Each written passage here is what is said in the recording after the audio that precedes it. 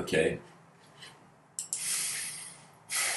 Hello, everyone, and welcome to today's episode. The title that has come is Decency's Rage Against Chaotic Change. And so I would like to speak about the importance of decency, the requirement of it,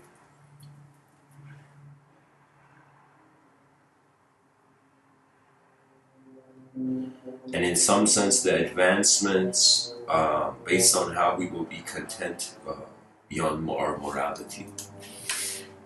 I can't talk about decency without getting into morality, really.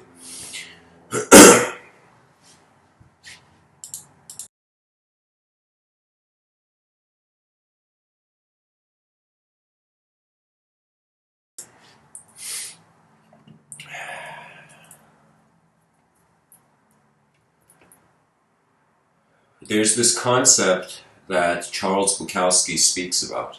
It's from his poem, actually. This poem he's written called The Bluebird. And he's talking about how there's this blue bird inside of him. And he goes to the store and he goes to all these other places, and in some sense nobody sees this blue bird. And this blue bird is singing its song, and even when he goes to sleep, he's like, I've made an agreement with the blue bird where it's as if like you know the existence of the decency, but you don't see its existence in front of your eyes in some sense. It's an inner existence. It's as if everybody has a bluebird inside, or you can call it, psychologists have also called this the inner child. Pretty much how you felt when you were a kid, which you still have access to those memories and emotional states, let's say.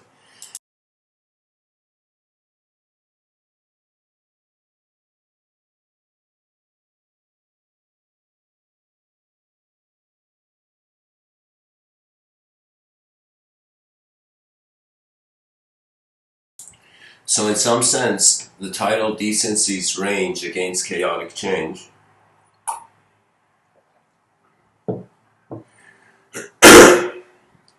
oh nice.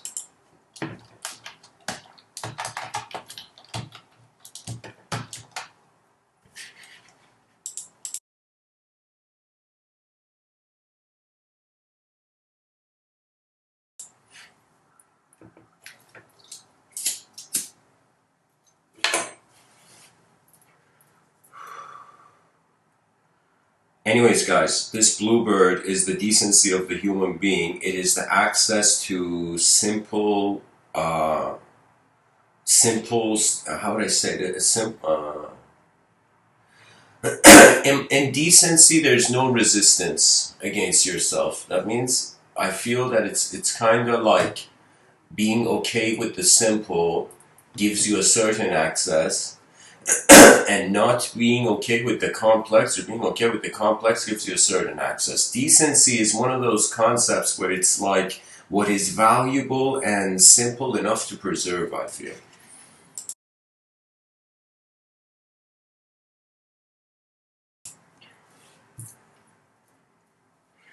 And we all survive based on the song of this by people in civilization listening to that bluebird inside of them. That means the concept of justice is listening to that bluebird, as Bukowski talks about. The way I saw it was that when the child is born, the energy levels, the emotional stability, and of course children have different experiences and the brains are wired differently, of course, but I'm saying that it's as if when you look at youth, they are way more open to the decency of the world. And when you ask, for example, those who are much older, you see the reason they're not open to the decency of the world is because people feel they don't deserve. This is in our psychology. You might be a person right now who's living, doing great things, but you might feel you don't deserve that. And there's this thing that some people talked about, it's in poker player psychology.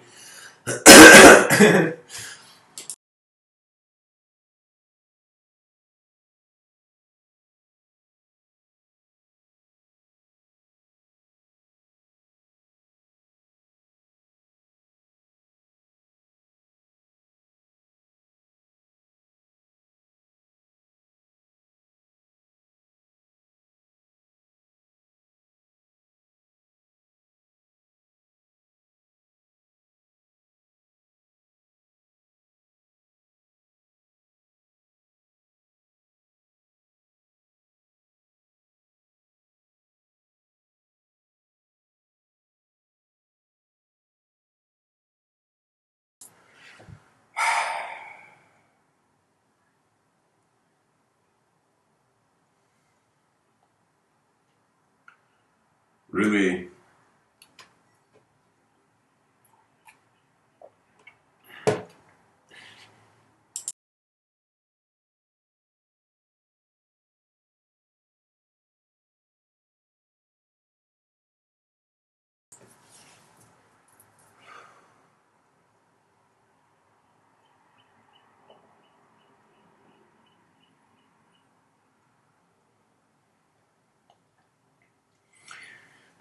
excuse me, guys. Just to continue, in poker psychology, pretty much, there's this idea that if the person has gained their money in a way where they don't feel they deserve it, the person goes there, sits at the poker player, and some poker players who are sharks, they in some sense know, they already know someone who doesn't deserve, they just give away the money. The person doesn't. That's why they said something about when you deserve something, you also, it's real in your inner realms. When you don't deserve something, you got something, but because it's not real in your inner realms, the forces of nature, based on the orchestration of your mindset, are pulling that away from you. It's kind of like my grandfather told me a story, and he didn't just tell me, he told me and my cousins when I was like 8, you know? Uh, he told my brother and me and my cousins, two of them. I got a big family.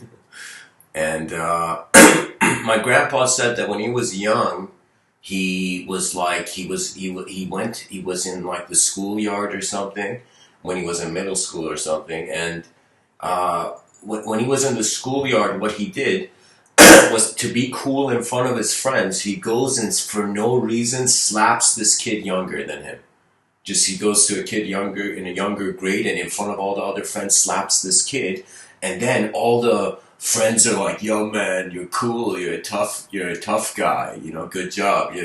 They give him props. People take him seriously. But he was telling us, my grandpa was telling me, that when he was walking home that day, like in Iran, they have these, back in the day, they had these newsstands that were very open. I mean, they still do, but it's like these small personal run booths that people have in the middle of the street, in random parts of the street, these small booths, in the sidewalk in Tehran. And anyways, my grandpa said he came by this newspaper stand. He's a little kid, and like, consider that throughout, like, earlier that day, he slapped that kid. He came to the newsstand. He was just looking at a magazine, at something, and the owner of the magazine stand was so angry, was just automatically, it's like the dude was angry. I had a sales job that was door to door. You sometimes meet people, they're just fucking angry. They're just angry. They're just angry people. There's angry people out here. And, so what happens is my grandpa suddenly gets slapped.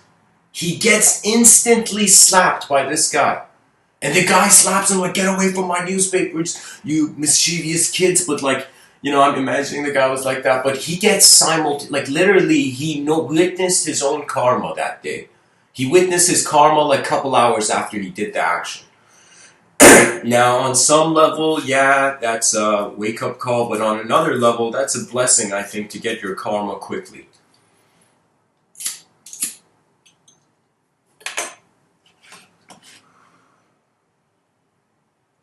In other words, his moment echoed. He slapped a kid, he got slapped, right? And it's like, there will be a moment where it will be taken. This was my strategy to some degree, where I'm like, what is this? If I have to fight for stuff in this world, then there's going to be others who are going to fight with me for this stuff. Do you know what I mean? That means you can't get into a competitive game and expect to be there forever. This is why businesses have a life cycle, and those businesses that have remained so long, they've been like literally defending their own extinction,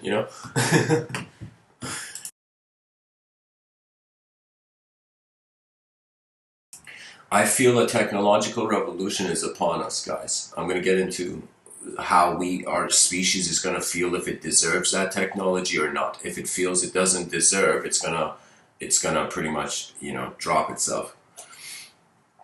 Anyway, so the reason I was sharing that poker thing with you was that the person felt they didn't deserve. Now, chaotic change feels it deserves. Sometimes you meet chaotic people where literally you can look in that person's eyes, that person feels it's okay to be chaotic. They haven't even fathomed the long-term vision of the species. Like it's like to all those people that are violent in the streets, to all, and violence is not just physical, guys. You can disturb people's moments, without being violent. It's equivalent to like arguing with a very old person and then realizing the conversation doesn't even matter and this person's getting angry and their blood pressure is raising over what? That means when our species has an ability to not see people as language, we will be ushered into a new era of morality. We're on the brink of it, by the way. I'm telling you, it's getting boring. For how long? How long can you just like punch your fellow man?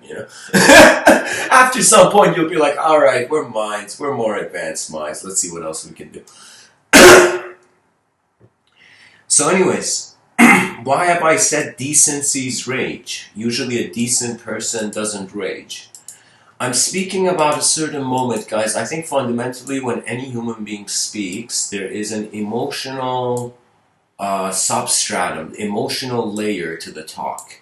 What that means is whatever I know, when I come and sit down, there is like 50% what's directing the talk is how I feel about what I see, and another percentage of the talk is what I see, But anyways, what I'm saying is this moment that came to me was just the last sight of decency.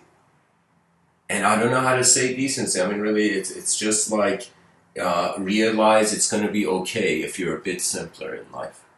That's what decency means. A lot of problems arise, I think, because we, in some sense, try we try to sculpt the future. And we try so hard only to realize it will be different. Don't think I'm sitting here feeling I can see something that is so beyond. Right now, when you consider how long the universe has been here, this earth knows more secrets than we will ever know of this earth. There was you have in Persian mythology this concept of the Seymour, which is equivalent to the phoenix, but it's defined with different constitutions in Iranian mythology. But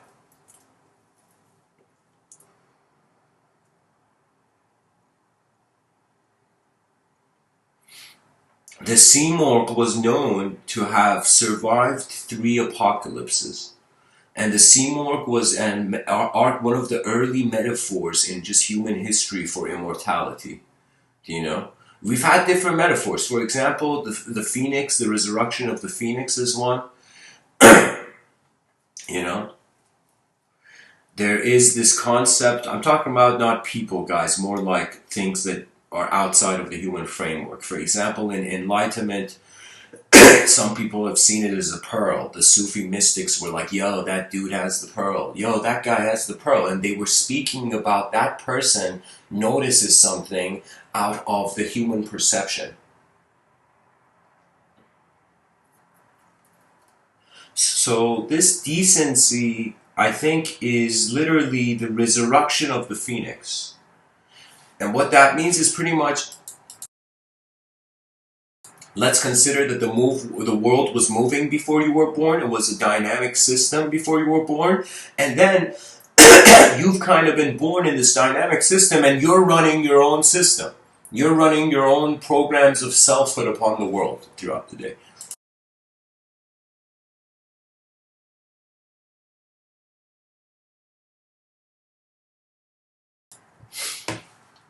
So what does that mean? That means you have opened your eyes on a moving bus, but inside the bus, imagine you're driving a smaller bus. Do you know? Okay. So it's kind of like, imagine a bus so big that buses can drive inside it while that bus is being driven. Do you know what I mean? I'm trying to say that It's a relationship with self that shifts out of the known and the unknown.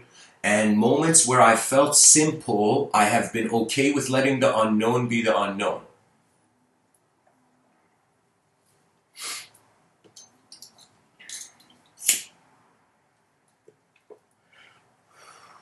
Okay, nice guys. Kujam in the chat section says there's evidently this quote ascribed to Jesus that says, "Don't throw your pearls to swine." Yes, that is true, but if you see swine, if you see pearls everywhere, let me tell you, it's like there's two ways you can look at human beings. You could look at a human being and be like, this person is nothing. You know, like nothing. This person is nothing. You know, or you can look at your fellow human being and be like, holy shit, I don't know who this person is. This person could be the next Einstein, you know, or could be the next Da Vinci or whatever. Like, it's the potential we need to live for. Do you know? So that revolutionized my relationship with human psychology, guys, with other human beings. There was a time I thought I knew people. I thought I knew people. I thought I knew them. I knew them by just, I could know them by just seeing them. Sometimes it is true. You can know what a person will do. You can't know what a person is because you don't know the past of the person, but you can look at the eyes of a human being and instantly know where their attention's going to move. Do you know? And there is something crucial that those who aren't conscious of language, it's a space. So when we human beings speak, we don't realize it, but it's in this higher dimensional room where it isn't just human beings there. Language is reaches beyond the ears of man. Do you know? And what does that mean? That means I was looking at karma and I'm like, karma? Karma? Karma? You kidding me? Karma? And then I realized what I think is karma. It's like, you guys tell me, what is the karma of a little kid, imagine like in a United Nations political debate, okay? You know, imagine one of the world leaders is about to say the most messed up thing, and a little kid runs into the United Nations. People are like, yo, whose kid is that? Yo, that kid's on TV, and this little kid just runs, right? That little kid is technically shifting the attention of the moment. Do you know how many times I have literally, how can I tell you? Sometimes I've entered a situation, and there's two ways you can disarm a person. When I mean disarm, I mean disarm a person from violent intent. Okay? You either physically disarm them, you literally put them in a stasis. So if you know jiu-jitsu, am I saying it? Jiu-jitsu, there we go, jiu-jitsu. Guys, imagine some martial artist, you know, creates this fighting style with ice cream and calls it tiramisu. Oh man. Oh man. Sorry guys, it's a silly joke in the middle, but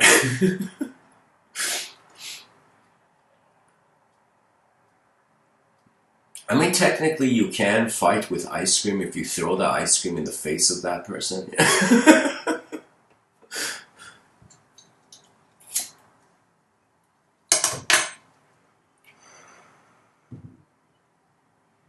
You can disarm physically.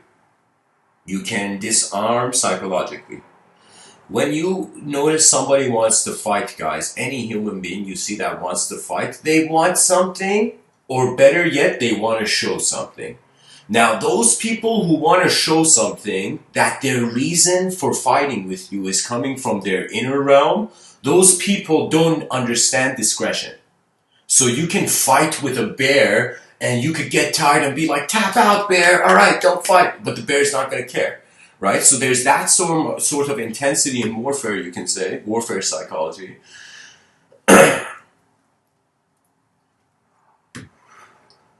And then there is the disarming, where the art of war, Sun Tzu in the Art of War talks about it, where it's to disarm your opponent, without raising your weapon.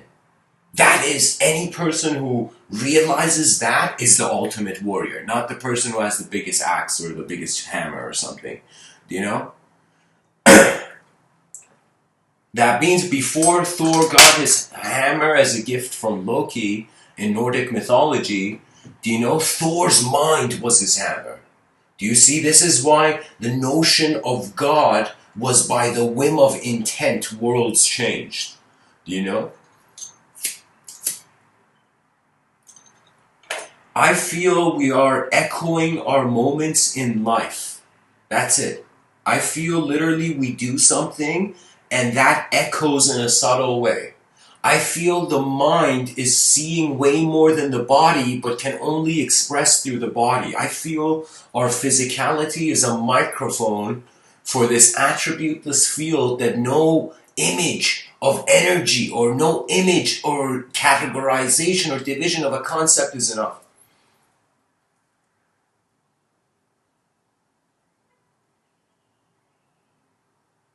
Wow, interesting. So guys, Akai says, I'd like to make a spiritual fighting style that leaves the heart and understanding weak and disarmed. You know, that fighting style, young children already know it, Akai. You don't know how many times that, young children can go into an environment of grumpy old people and literally transform their universes, you know?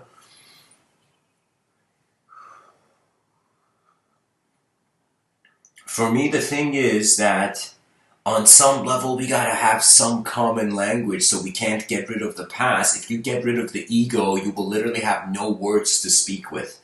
Getting rid of the ego is like getting rid of the alphabet. Mr. Within is saying you don't worry about the ego. Don't try to get rid of memories or thoughts or anything. Don't touch thoughts. Like thoughts are not things you can even touch. You can't do anything with a thought. Unless you understand your attention first. Unless you understand the thought is standing under your attention, your presence.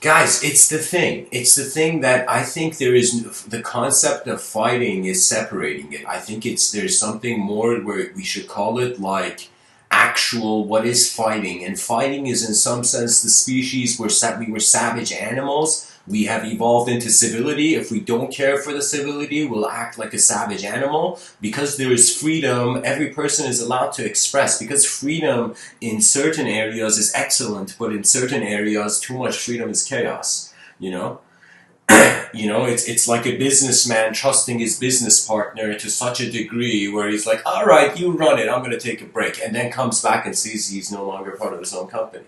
Do you see what I mean? It's the threat of advancement that control comes in. The most crucial thing is finding your place in your moment. Finding your place. There was, I don't know, there's been various times in my life where I can tell you that intelligence wasn't knowledge, wasn't knowing something from before, wasn't having articulated something. Intelligence was just listening to the moment, seeing the moment. I remember I had this personal trainer friend, his name was Hamid. And once I asked him, this was before uh,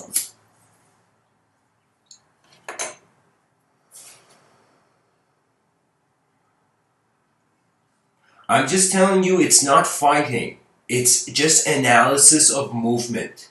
It's just movement and sound analysis and what that is doing.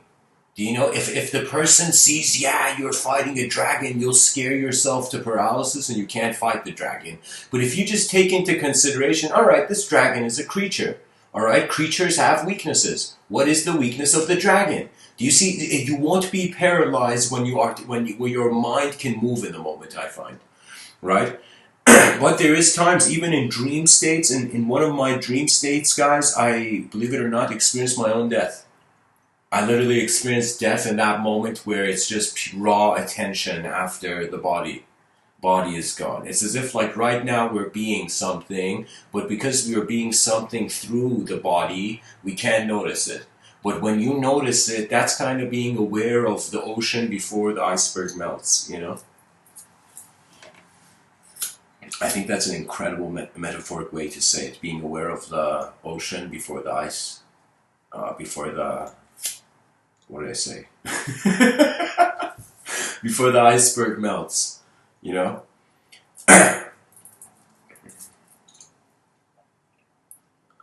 Guys, I think...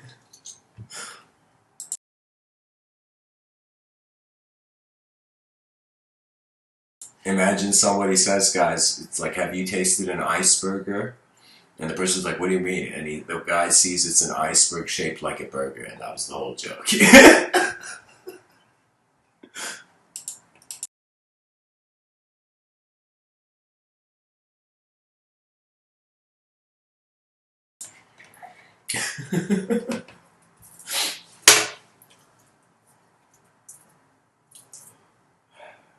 Guys, if you find pie in the sky, that's time to start a business. You know? It's like, where do all these pies come from? He's like, look above you, man. Look above you.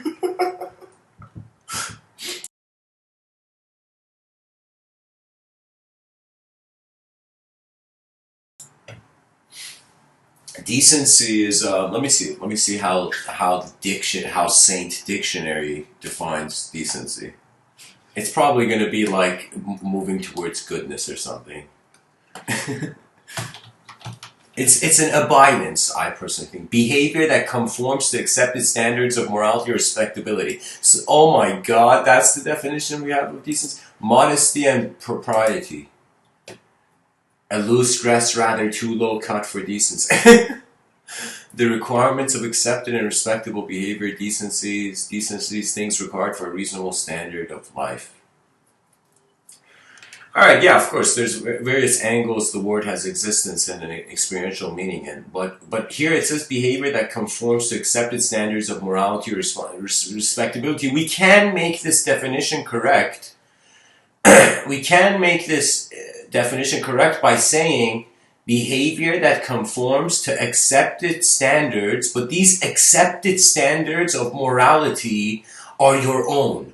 And these accepted standards of morality come from how when you were younger, the world was a simpler, therefore more okay place. You see, that's the whole thing about existing as a human being.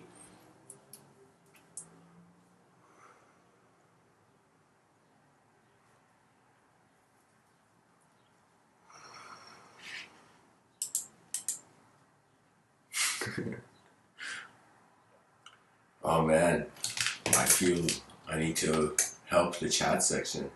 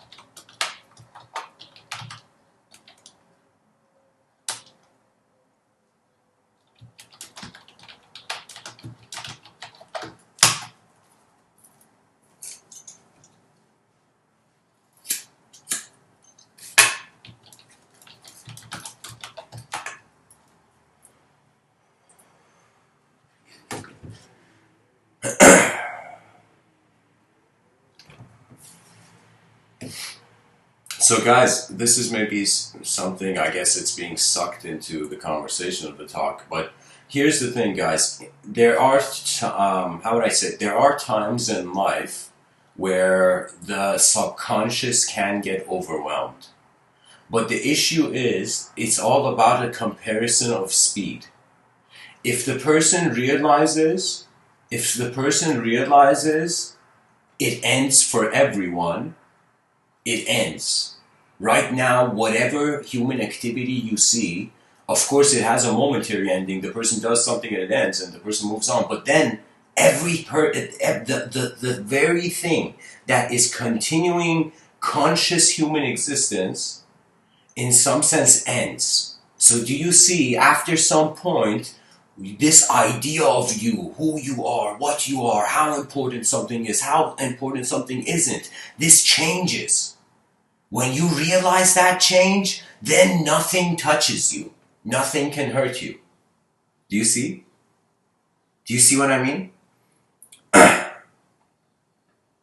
Because behavior can be seen from a mile away.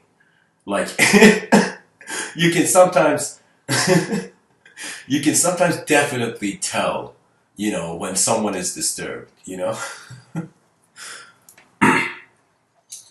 It is okay for decency, I guess, to rage sometimes.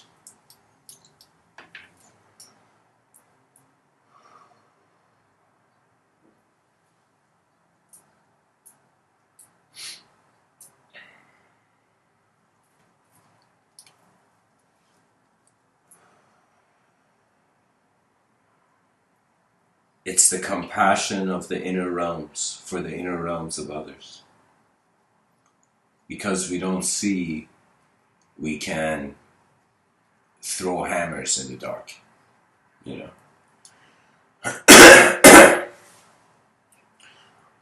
I feel that chaotic change, everything, every system that goes into an order, it can change. Change is its chaos. Every time in this life I have felt an illness, every time I have felt even a victory, you see a change. So the greatest sense of victory is the one that's ever-changing. So what would be an ever-changing victory or an ever-changing state of mind? Do you know?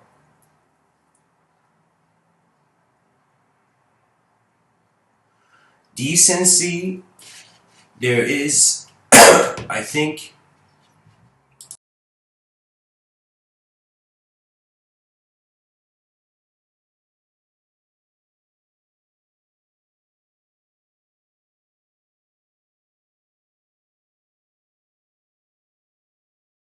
guys, I got it. Here's an interesting way. Decency, okay, here's how I'm building up to it. Right now, there is an inner realm, outer realm. Anytime anybody listens to me, that's what I entertain. Okay? So, inner realm is how you see things only. Outer realms is how the collective, or let's say as the definition was said, standard of acceptance of morality or something. So, it's like how the whole world sees you and how you see you. You see? And the whole world doesn't see you the same. It's just like people. Like one person doesn't have the same value in every person's eyes, doesn't have the same equal value. That would be weird.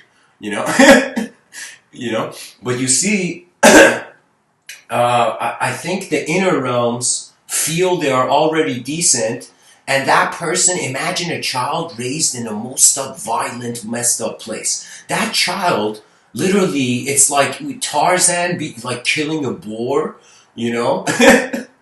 or something, like some savage raised human being can be said that their decency, they are technically being decent. So I would say, we can say decency is a state before there is a certain defined circumstance. That means it's like the sky is clear before the storm. I feel decency is the clear sky before the storm. It's the awareness to the sky. Okay?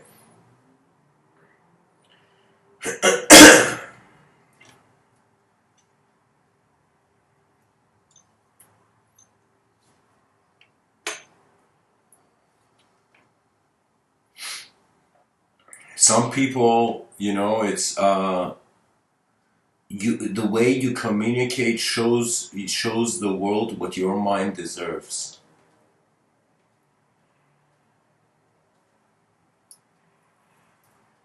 Decency is remembrance of what was okay before needing to change, I think. So I'm saying right now, imagine we're all civilized, but imagine right now it was like everybody was violent, and if you weren't violent, people would call you weird. Do you know what I mean? Imagine the world was the opposite of how civilized it is now. Imagine it was, in some sense, savage, you know? And imagine it's like there was no such thing as bullying around the world. It was just like if you didn't fight, you weren't normal, imagine. Right? Like back in the day, it was like you guys have to take into this consideration that decency is an achievement. It's an achievement that we can have civilized discourse. It's an achievement that we can consciously look at the same thing. It's an achievement that we can free the mind in the light of greater tasks. You are not just what you think you are, you know, you're not just your opinion. When you realize that, then life gets a different intensity, and it gets, what I like to say, an unknown wilderness. That unknown wilderness makes you realize the value of decency, finding an honest world to live in. And honesty really means the reality you see, you trust it. If it's because, you know, most people distrust, you know. There's so many things I distrust, you know. I've started this whole thing of like communicating to people in these talks, you know, but I have no idea who that person is, you know. So for me, it's like we got to understand there's no such thing as, I feel, right speech or wrong speech. There is just painting with words. And it just depends on what's being painted. And it depends on even the painting being finished or not, you know. It's like somebody who's like orders a food and like orders a meal at a restaurant, then goes in the kitchen right behind the chef's shoulder and is like, "Yo, I want the food right now." The chef's like, "It's not even cooked, bro. What do you want? It's like halfway." The person's like, "No, I want it now," and the guy gives him raw food because the guy wants.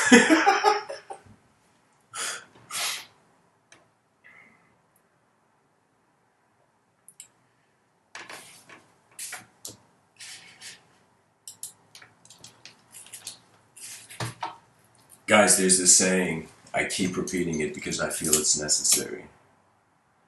Sogyal Rinpoche, this quote comes to us from Tibetan Buddhist wisdom. It says,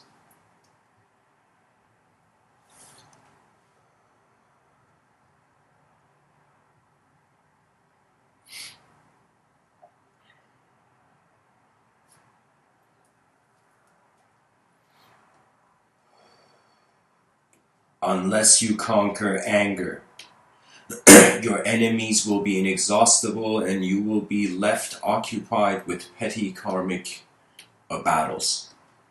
It's like the importance of life is not to whether think it's a war or a playground. I am telling you, this plane of existence is designed to become an interstellar species. You think an interstellar species doesn't have galactic offenses and defenses? You know? Do you know the issue is that every human being alive right now, they're looking at the world and they have out of 100% some percentage of care. Some people don't care. Some people are, maybe their inner realms are so burdening them that they're so frustrated in their inner realms, they have to. They're like somebody who's suffering, that after a while when nobody helps that person suffering, that person may feel it's okay for them to make others suffer, you know?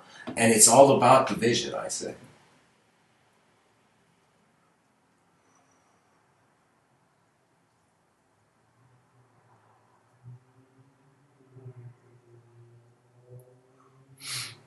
You know, it's something I will say specifically to you, Ivan, in the chat section. Um, find the sincere resonance first, then use language. Find that sincere resonance. That means it's like when the person's mind is not comfortable with simplicity, they suddenly, it's like unnecessary complexities, you know. I see it as kind of like language is a spotlight. It's literally our minds are lanterns in an unknown phenomenology of the world. On some level, when it's unknown,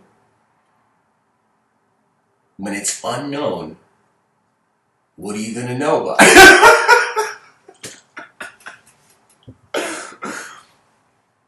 There was this story that the Zen master, some guy went up to him. He's like, Zen master, if I work really hard, if I'm super like hardworking. No, sorry. He says the person says, how long does it take to get enlightened? The guy says, I don't know, like 10 years.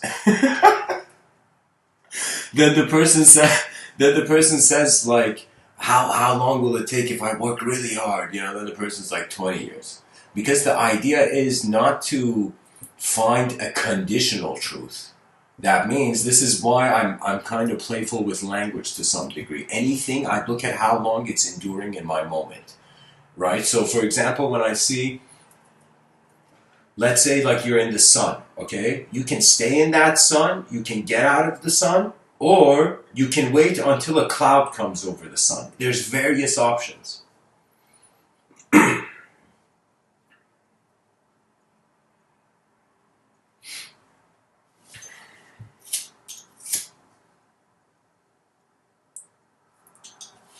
Morality is always something to update.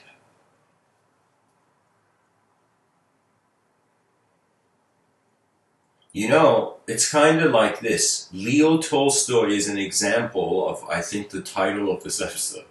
Decency's Rage Against Chaotic Change. In the Japanese-Russo War, in Bethink Yourselves by Leo Tolstoy, that's a good audiobook if people want to listen to it. Go listen to it. Leo Tolstoy, Bethink Yourselves.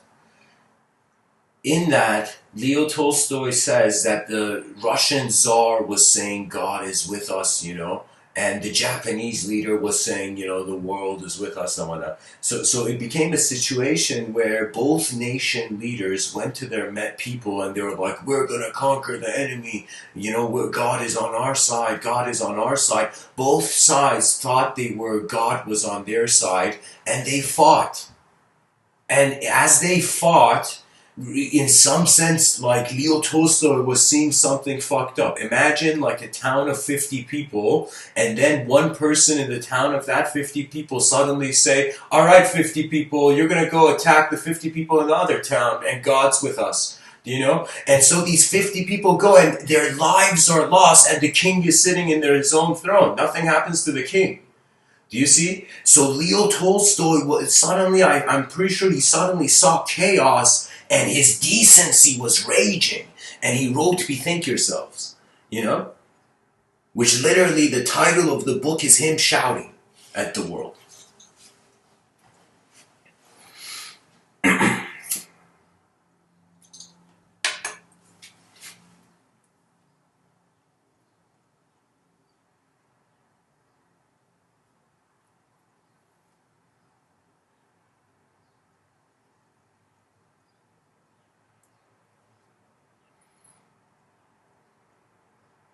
You know, there was a time, guys, I thought that, how should I perceive work, okay?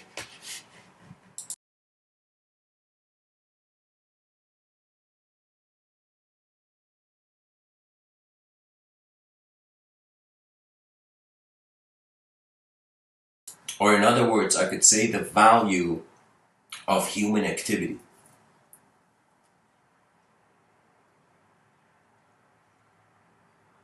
What is the value of human activity?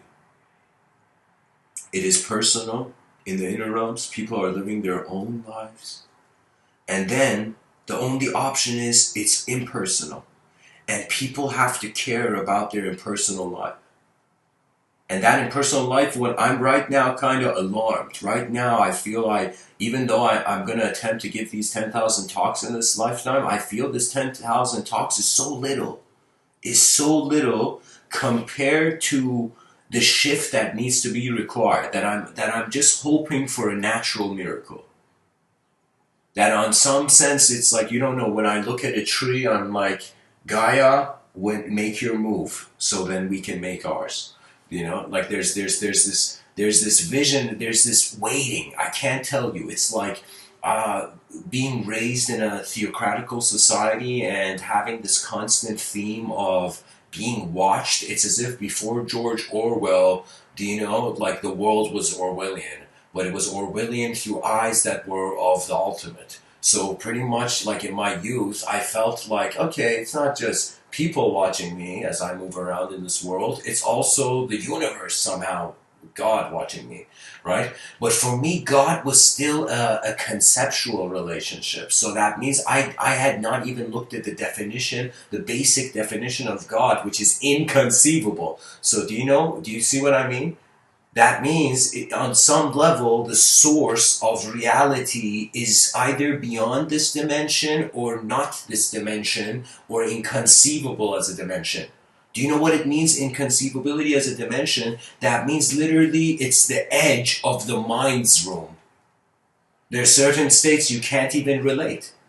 It's kind of like right now, we think because the world is fixed, it's not. Everything is oscillating.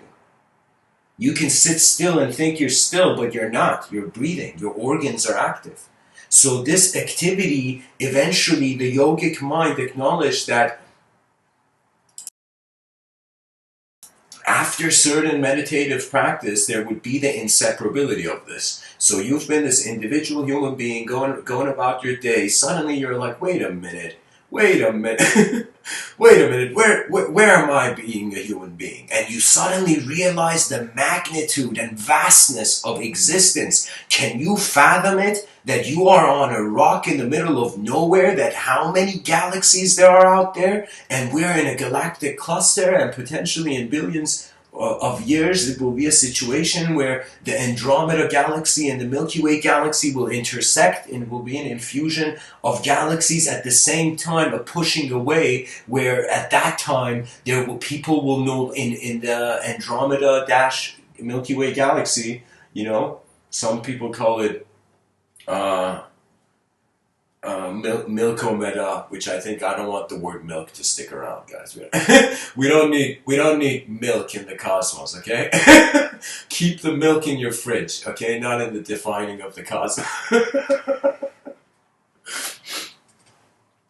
So that inseparability leads you to a recognition that before you thought about your heartbeat, it was beating. Before you thought about your intelligence, it was being intelligent. That's the silence. Those are silent teachings that the world gives you, but there's certain teachings that are vocal. And there's nothing really vocal as ever a teaching, like it's just human beings making noises and we hearing those noises and in some sense comprehending what we feel is our experiential ability,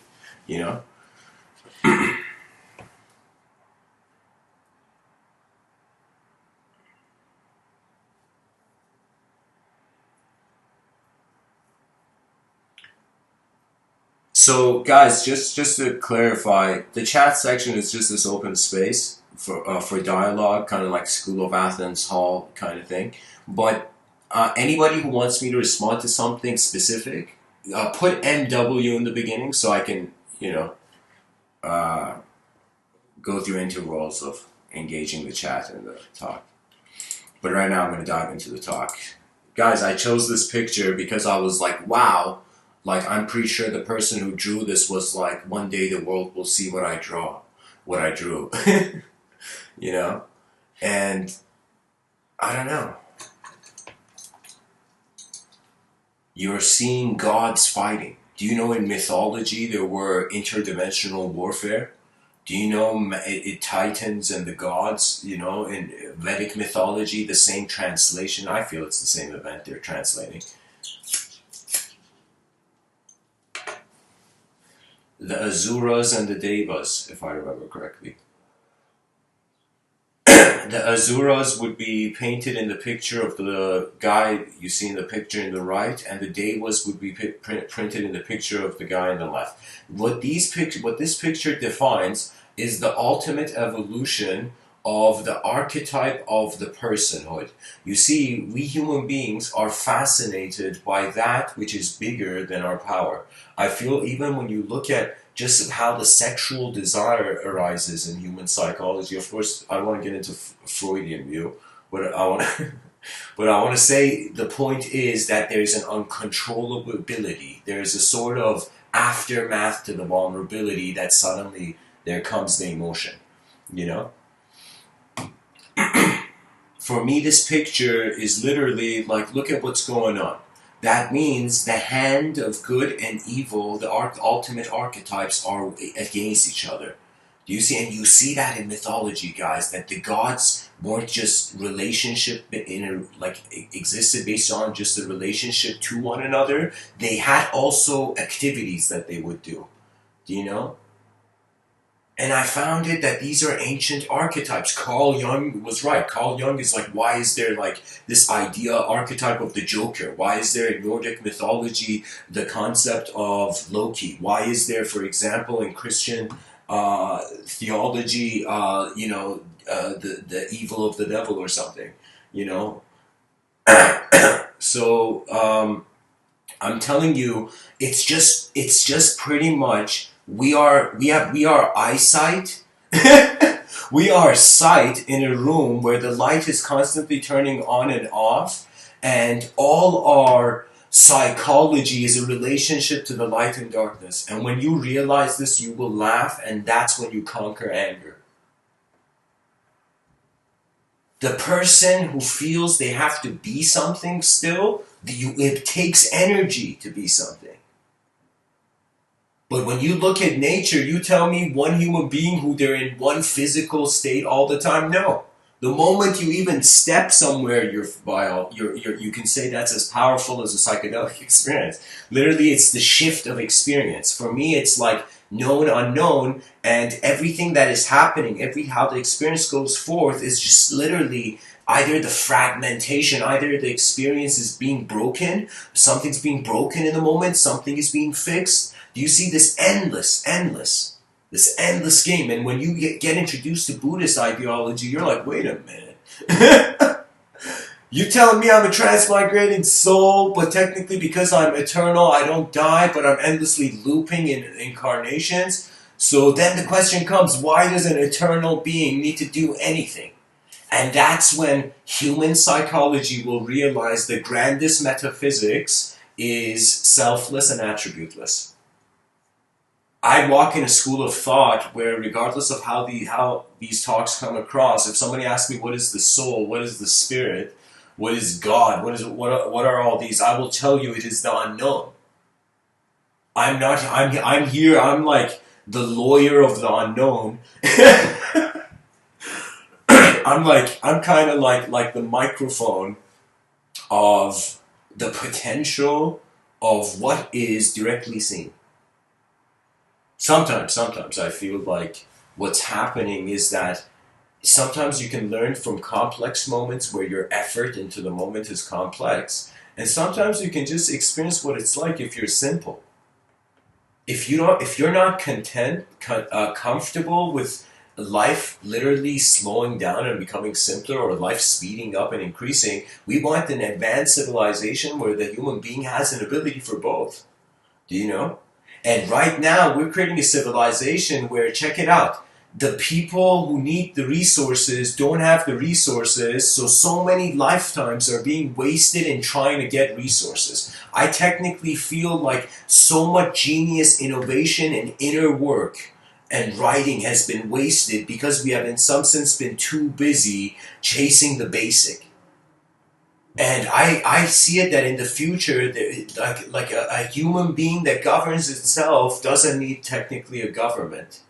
But it is in the inability of the individual that higher systems of morality come forth and whatnot. You know?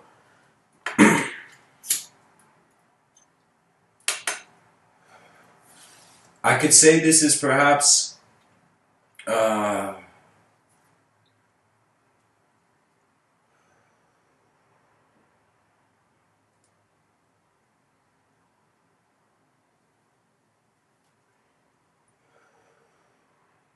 I don't know. There's always that unknown feeling that the sooner the person gets comfortable, like how you sit in a jacuzzi and then after a while you're just comfortably in it, the body's adjusted to the intensity. Similarly, Mr. Within is saying, imagine you getting comfortable with the intensity of the unknown, and you noticing how life moves before you do.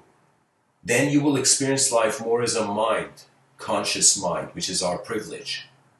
That means you don't need any supernatural stories. You just need to look at life clearly and wonder, what does that clarity mean? What is this concept of an illusion? There's this sentence that I really appreciated. I don't know who said it, but it was such an epic sentence. It was like,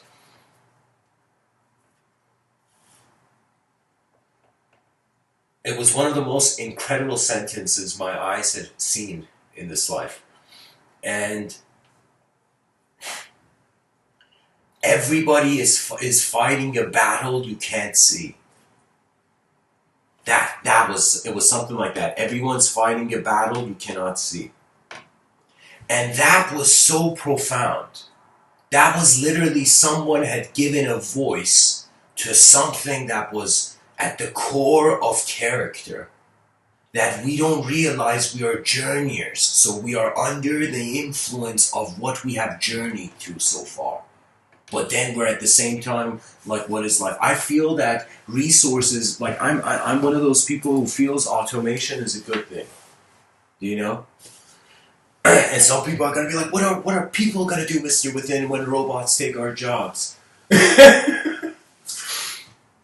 And I will say the sentence that many people in the past have said: we create new jobs, but jobs that are efficient as minds conducting them, not as bodies. And the same labor, because labor is another way, indirect exercise. Any physical work you do is exercise.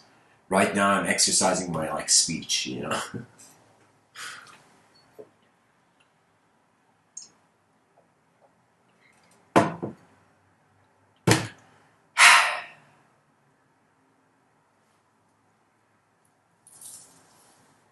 I feel that we should create a civilization with the priority of instant health, biological health. So a lot of technology going in keeping the human mind kind of naturally pure. Okay, because what's happening is that waves hit it. Like, literally, we have not just been born on a sphere in the middle of nowhere. You have been born on a sphere in the middle of nowhere where endless waves till the end of time are bombarding the planet. Okay?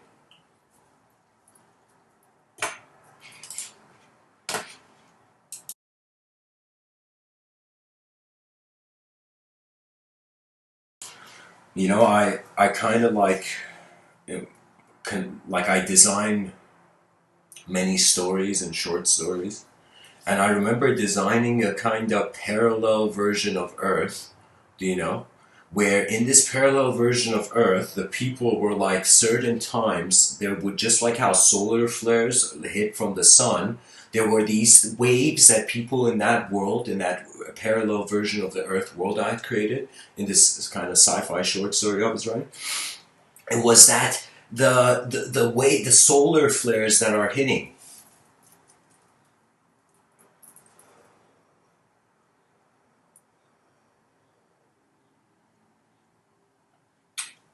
I remember calling it cruelty waves. And so, just like a solar flare hits the planet, as like certain waves hit the planet, hit this rock, it was literally this wave that would hit the planet, and all the people in that society I'd written would become cruel.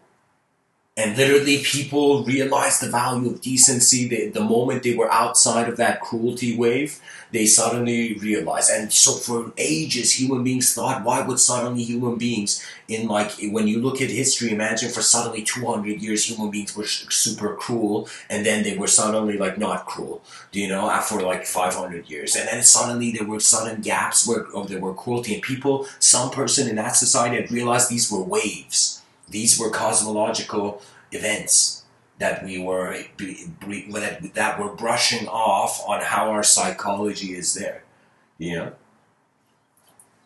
There's various ways you can look at it, guys. For me, I'm just like endless exploration till the day I die, and that's it. What else can I do? Literally, you appear as a known entity, and then you move in this unknown world, and as you experience it, it unlocks based on certain choices. And if those choices are in accordance with an inner intuitive resonance, aka logos is on your side kind of thing, when that happens, then those decisions that come out of that decency resonance, that sincerity resonance, they have fruitfulness.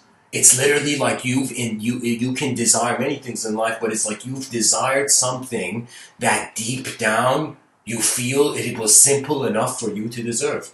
Right now, if somebody you look at someone and say, "Do you deserve $1 billion?" That person might be like, "Holy shit, I don't know." Like, but if you tell someone, "Do you deserve like this new iced tea, drink?" and that person's like, "Sure, I'll have an iced tea drink," and you'll be like, "Yay, merchandise promote." So I'm telling you, it's okay. It's like you can desire anything. You can desire things so fictitious that you try to recreate it physically and you're not even enjoying the desire externally. That means what's really savage about human cruelty is that the person doing the cruelty is locked in a room that it's like a box is on their head that nobody has had an ability to take it off yet. And so many, how can I say it? It's like it was in basic militaristic warfare, like back in the day. Like, I think even in this movie they depicted it, this Chinese emperor, where they're like, you have to cut the head of the snake. Or you have to deal with a lot of shit. So warriors would go into battle, and some warriors were physically fighting the opponent, but some warriors were looking at how the mind of the other being was moving. Do you see? And I don't know, but I feel this world is alive. And what that means is, I'm going to keep it ambiguous for the audience, but it is alive in both an inner way and in an outer way. The outer way, incomprehensible in through the senses. In the inner way, it is what is comprehending the senses. So I am the person saying that there's a language threshold. You will eventually come, if you remain still and silent and just watch your moment of being, it's like somebody's like, "What are you practicing?" And you're like, "I'm practicing sitting." The art of sitting.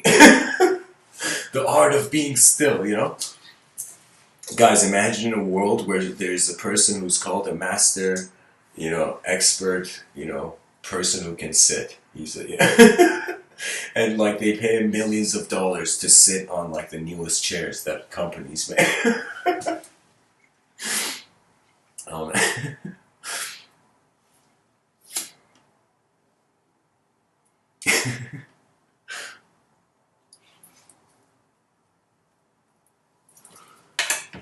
this word is, I feel we need to go into a quote tunnel of it.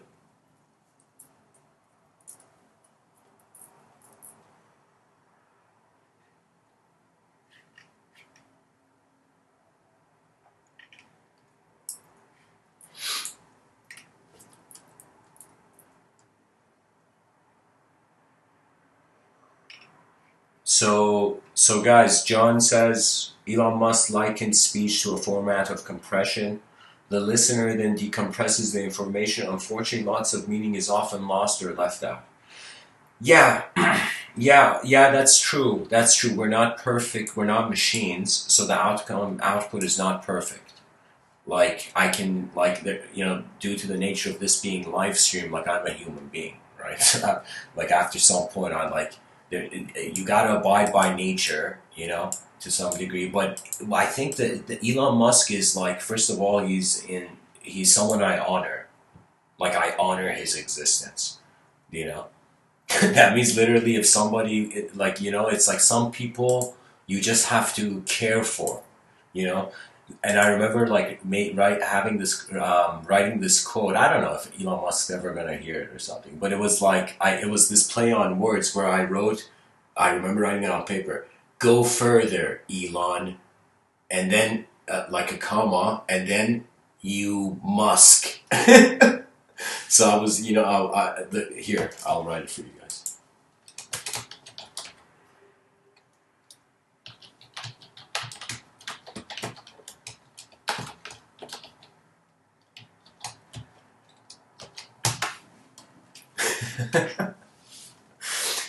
Right?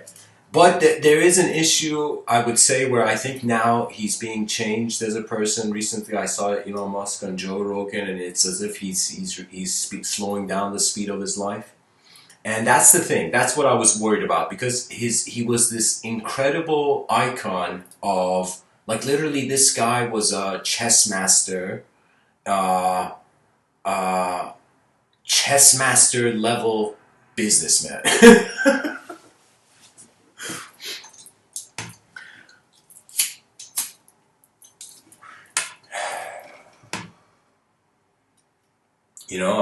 The thing is, Elon Musk, human nature has to be preserved. It has to be preserved because if machinery, if the outcome of what an advanced machine can do is being suggested as perfection, that means as time is moving on, our human nature will seem imperfect to the technologies of the world. So what does that mean? That means we have to constantly feel okay with the imperfect, or we'll forget our human nature. We'll forget that decency. So when you, I feel, become conscious of your,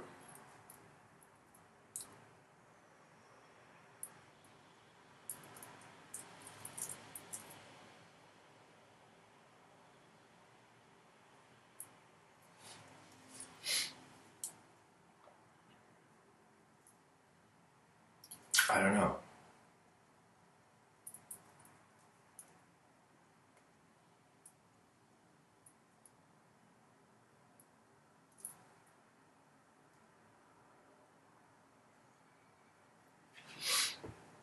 I feel language.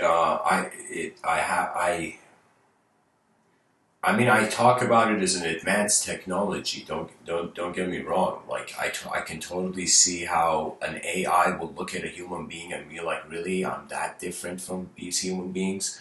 I'm written by code.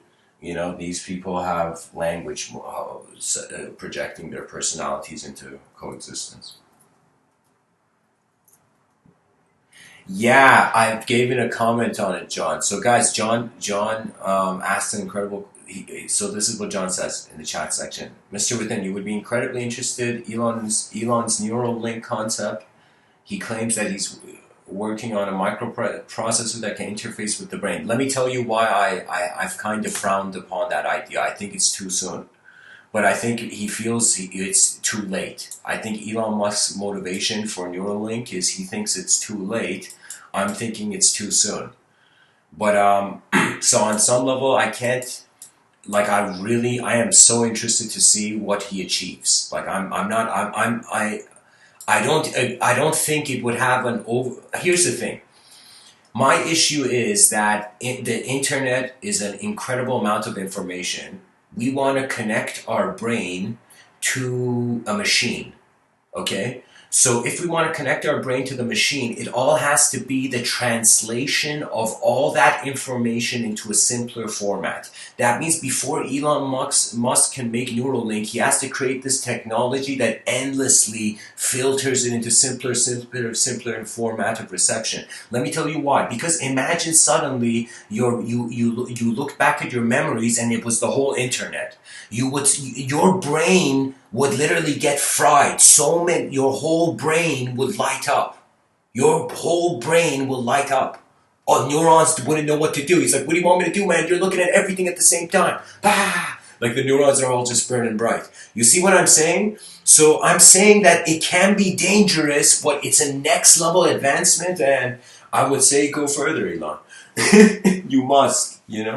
It's important for us to be the ones to get to experience that technology rather than something else, right? It's like we want to connect our heads to AI rather than having AI connect our heads to it, Like, I think that may be an important measure to take. And it doesn't mean just because Elon Musk has created Neuralink that we all should suddenly connect our heads to a computer, right? We should think about what is life, and we have to choose how much of that picture is technological and how much of it is natural. And I am saying that we will go to there will be an evolutionary return to nature, because before we go into unnatural bodies, people will be like, wait a minute, what if there's way more to being a natural being than suddenly becoming an unnatural being? Right? So I would say it's a testament. It can be seen indecent and indecent activity, is a cruel thing to connect someone's head to a computer. Like, I'm pretty sure the first person who they test try is going to get injured heavily. Is going to get destroyed. He's going to become reduced as a human being. For me, the whole thing is I'm seeing 8 billion people as just tourists. You're here for 100 years max. We got to just increase the quality of living and then have a backup plan for the ultimate extinction scenario that could happen. And I've kind of, like, hopefully, civilization 2.0 will rise.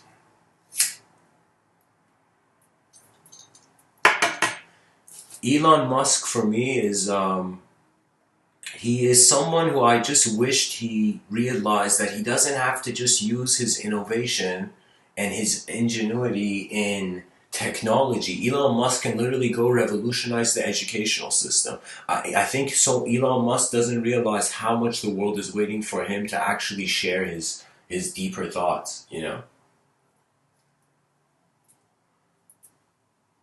Or maybe, I don't know, maybe Elon Musk is actually a super simple guy that just likes Star Wars, you know? Maybe the metaphysics of Elon Musk only goes as far as Star Wars. I don't know.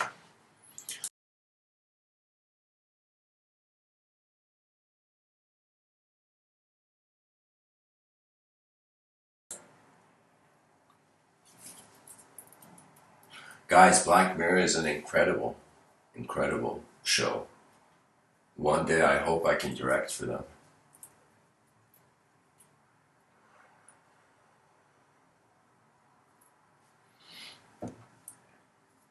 No, I mean, Kujam, there is a chance that, I mean, also in response to you, John, there is a chance that it's going to be incredible. Okay, you can't create an advanced technology and not see some benefit to it. You know what I mean? That means even though AI, like the disadvantages, like super intelligent computers may destroy us because they might not understand us, right?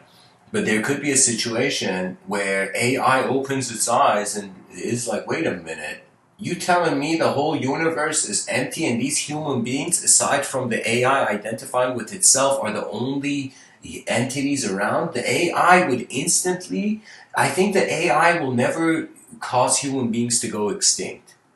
I think advanced technology will not make us go extinct. It will try to confine us to decency, to what its view on decency is. That means the safest backup program for AI is to not make it be a shape. That means if AI is not a shape to itself, it can just be like this advanced technology that just is the mind of the technology. It doesn't need a body. So it could just be this ultimate watcher. It could be our ultimate guardian angel. I don't know.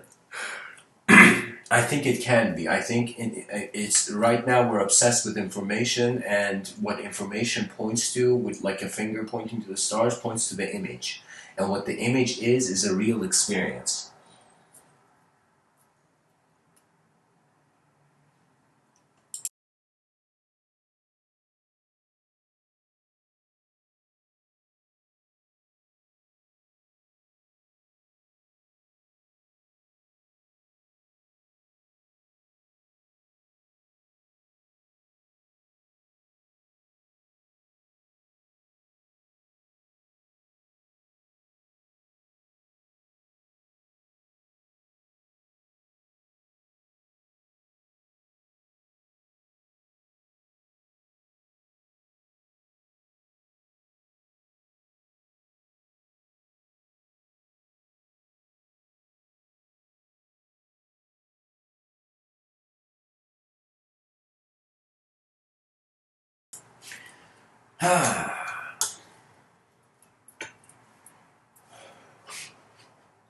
By the way, guys, anybody who knows who the artist is for this,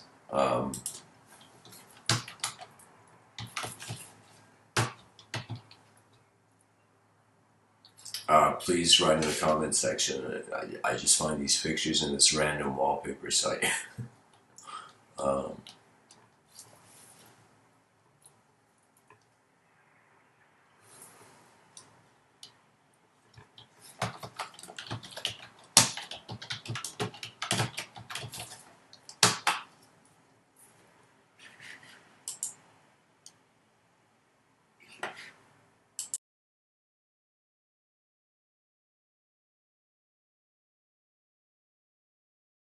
So guys, I'm going to go into a quote tunnel, which is the part of this, part of these talks that I do where I pretty much look at a theme or a person in history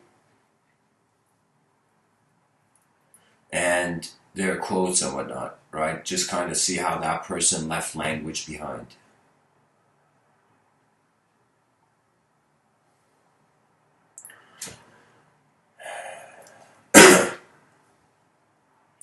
So here's the quote tunnel, guys. Let's enter it.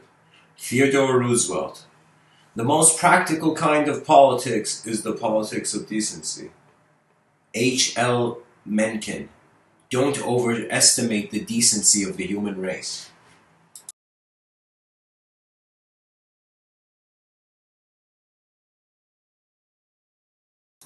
H.L. Mencken also says, it is inaccurate to say that I hate everything. I am strongly in favor of common sense, common honesty, and common decency.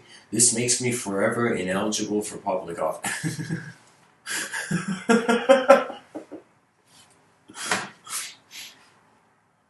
I don't know if that guy meant it as a joke, but it came across that way. Marcus Tullius Cicero. Justice consists in doing no injury to men. Decency is giving them no offense. W.C. Field says, a woman drove me to drink and I didn't even have the decency to thank her. I don't know. Do we collectively feel shame for W.C. Fields?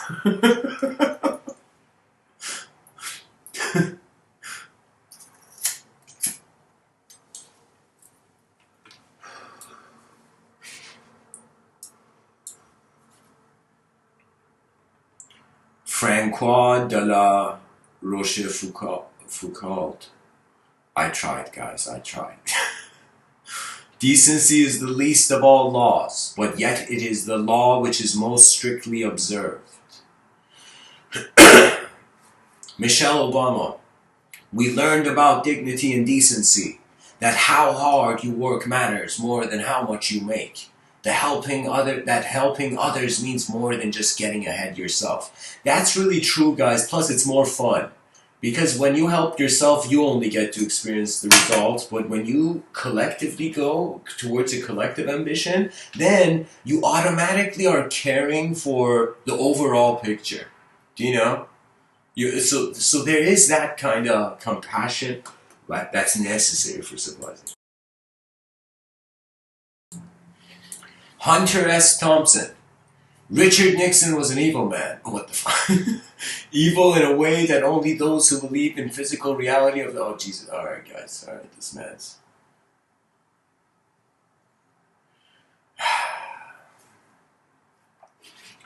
Alright, guys. Hunter has left the building.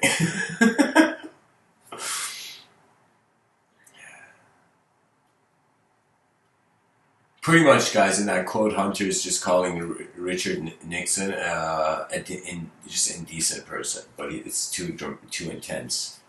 Thomas Sowell says, just what is it that academics have to fear if they stand up for common decency, instead of letting campus barbarians run amok? Dennis Prager says, our scientific age demands that we provide definitions, measurements, and statistics in order to be taken seriously. Yet most of the important things in life cannot be precisely defined or measured. Can we define or measure love, beauty, friendship, or decency, for example? You can measure it in a moment. But not like a mathematical measurement, not a numeric. You can't contain it numerically because it's not linear. Because emotions are there for decency. Julie Andrews says the arts bridge cultures. They're good for the economy and they're good for fostering empathy and decency. Of course, decency's only like moving spaces art. Decency's like, yo, where can I have a stage? And you're like, all right, there's art. Go. Art can't lie. Art just is what it is. It's the new.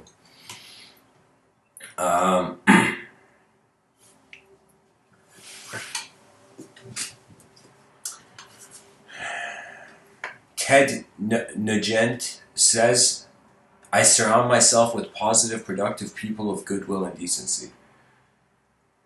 Doug Hammarskjöld,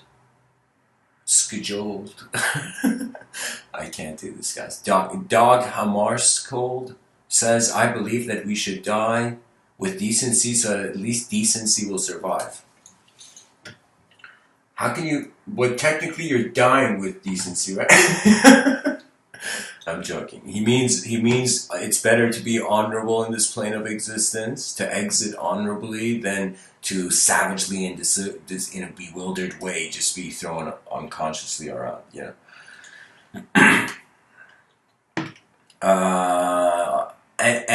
Excuse me, guys. Antonin Scalia says, by formally declaring anyone opposed to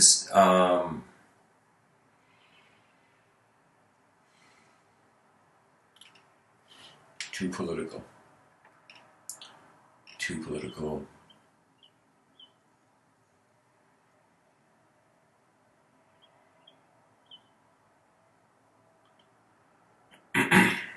Okay, these quotes are... James E. Faust says... okay, this one's a bit... Oh no, okay, this one's... Okay. James E. Faust says, without moral progress stimulated by faith in God, immorality in all its forms will proliferate and strangle goodness and human decency. Mankind will not be able to fully express the potential and nobility of the human soul unless faith in God is strength. Oh my God. Guys, it's very interesting. I think human being is just a test of the honesty of the character.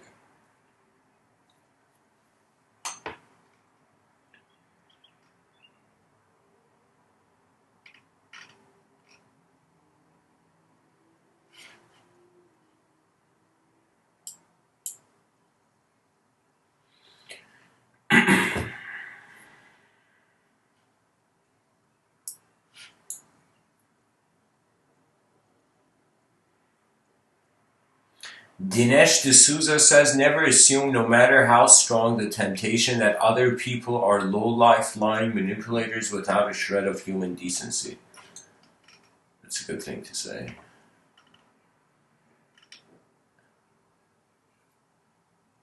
We need more philosophers in these quotes, Jesus.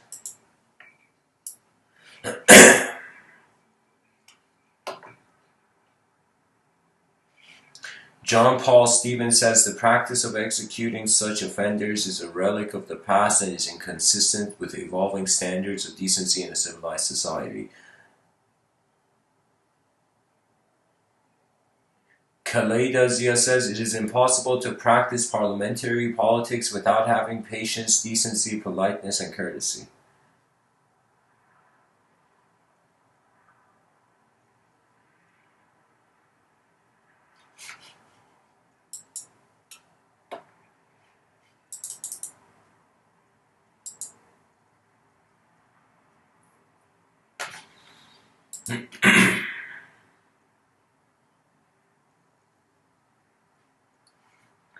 Mark McKinnon says presidents shouldn't do whatever possible and practical to encourage an environment of cooperation and bipartisanship, and they should maintain a certain level of decorum, diplomacy, and decency. But at the end of the day, presidents get elected to enact change.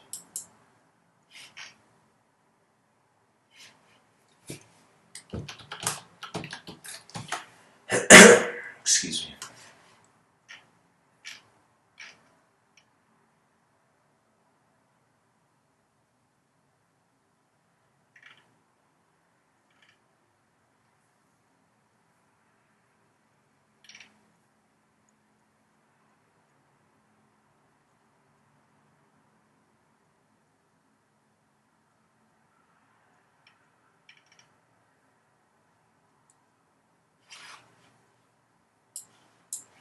EIP says we all want recognition and validation to an extent for our art, but greatness is a trade for decency is a risky proposition.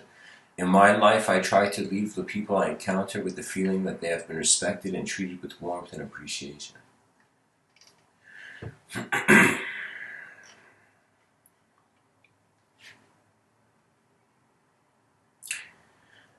Michael Spector says the most blatant forms of denialism are rarely malevolent. They combine decency, a fear of change, and a misguided desire to do good for our health, our families, and the world. That is why so many physicians dismiss the idea that a patient's race can and often should be used as a tool for better diagnosis and treatment. Okay.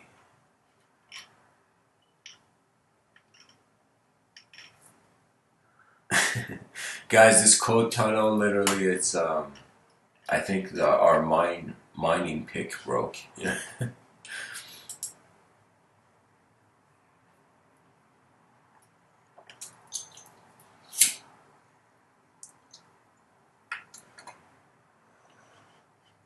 So anyways, guys, that's the code tunnel. Now I'm going to pay attention to the chat section and read these Elder Scrolls, you know.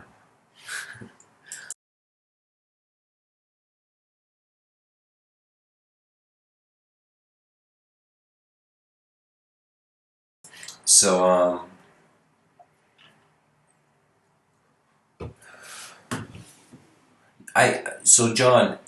John says, I think, yeah, in regards to Elon Musk, he says he has an affinity for engineering, but I have no idea about his metaphysics stance.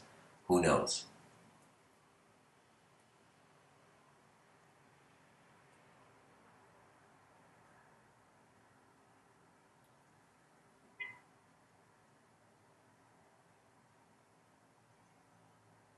I think that he is a scientist, the truest of them all, you know.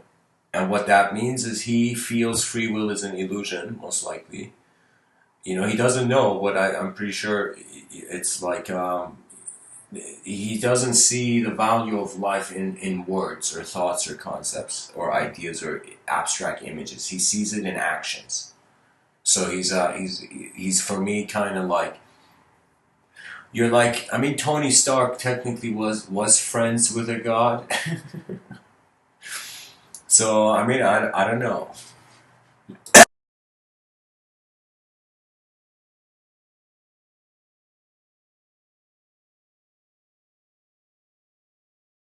I mean, I'm kind of shocked that, you know,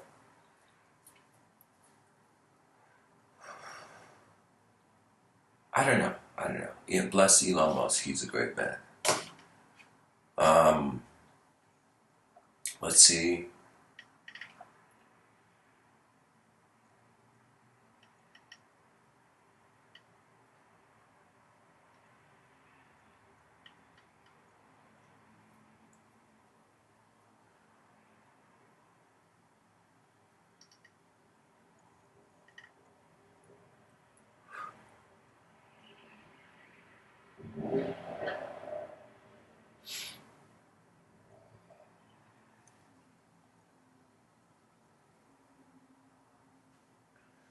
Yeah, I'm just saying, being comfortable with the unknown is the greatest testament to sanity.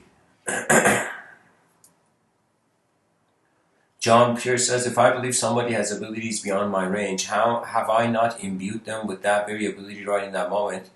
You have not just only imbued them, if you see them, you can only see that.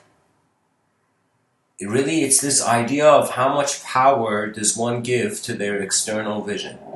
And I feel you pilot. You pilot differently in different states. Nowhere in life you think we're machines. Like somebody can say one sentence and, all right, guys, we found the algorithm to truth. Let's just apply it and all of it be in the same state. No, we are explorers of a world that is unknown. And that's the grand inspiration. It's unknown. Nobody knows. When you get that feeling, it's so nice.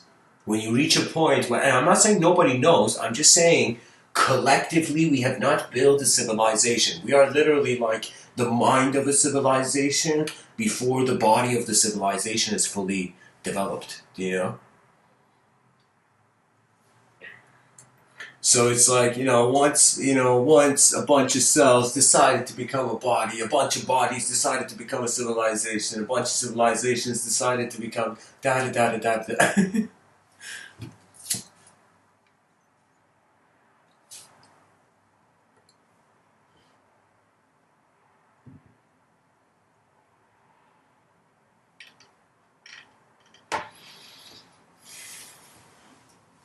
I think the question comes down eventually to what is the way of life if you choose to be decent. And what does that mean?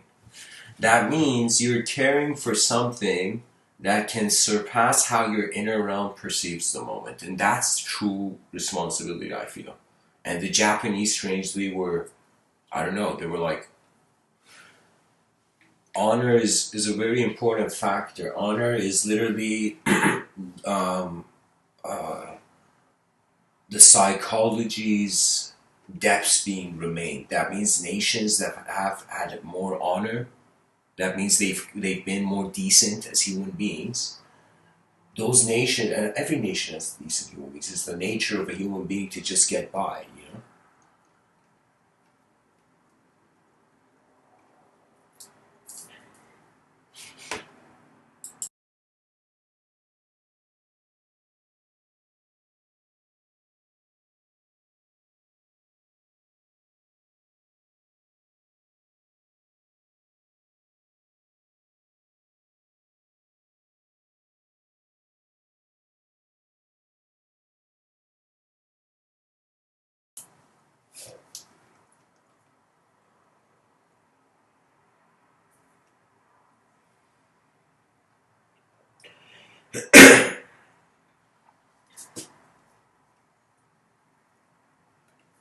Dylan Thomas, he has this quote where he says, rage against the dying of the light. I feel that life is not just you're a thing, a character in a story. You're a character that when it looks out has a certain limited options. When it looks inside has various variations and viewpoints on the same object. So your mind is technically what happens after your sight is there, you know?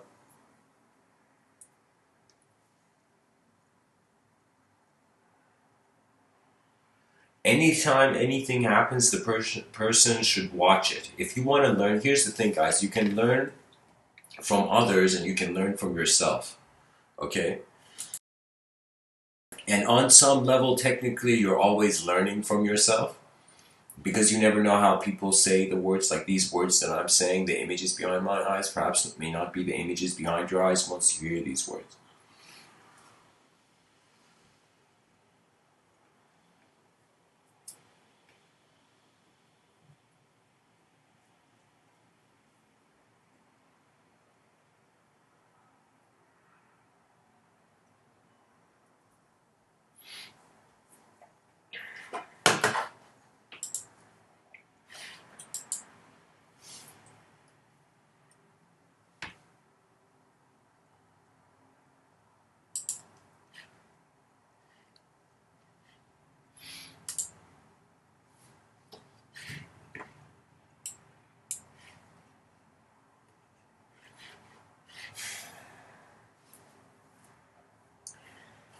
8 billion creatures on a rock. A majority of them just look to see themselves.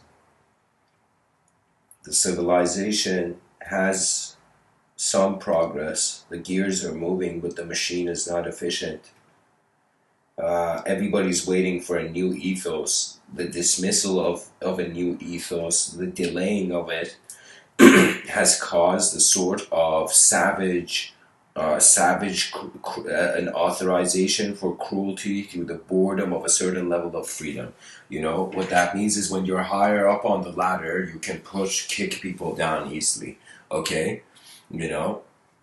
And you can also pull people above you down, but at the same time, you have to abide by your nature. And it's this situation where these 8 billion creatures have different motives unless they care. They care enough That means 10% of your lifetime. Just ask yourself, what does this civilization mean? What am I looking at? Where am I living?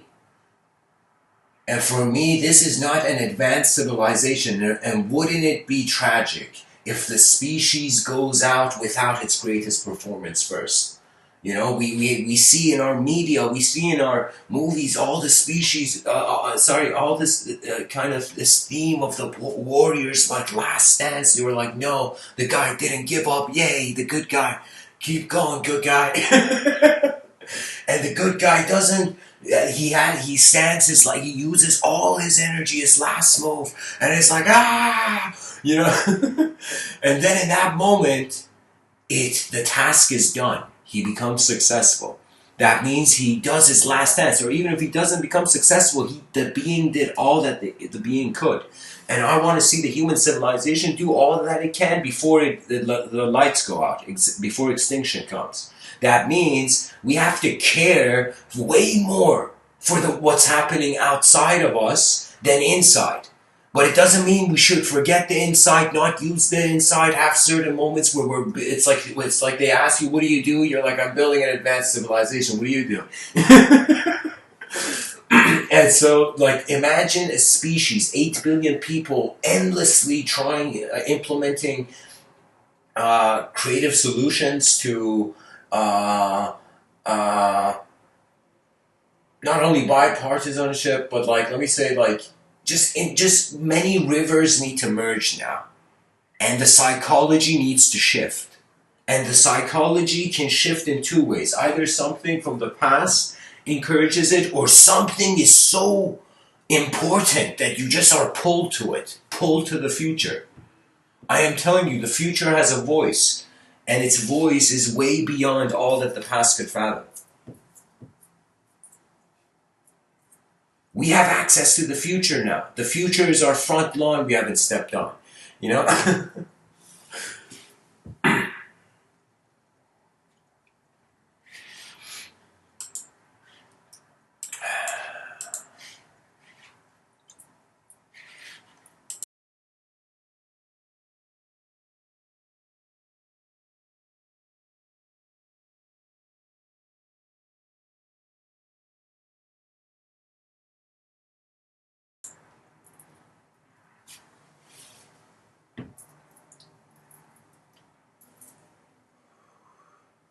I feel if a person gives freedom, life will echo freedom back.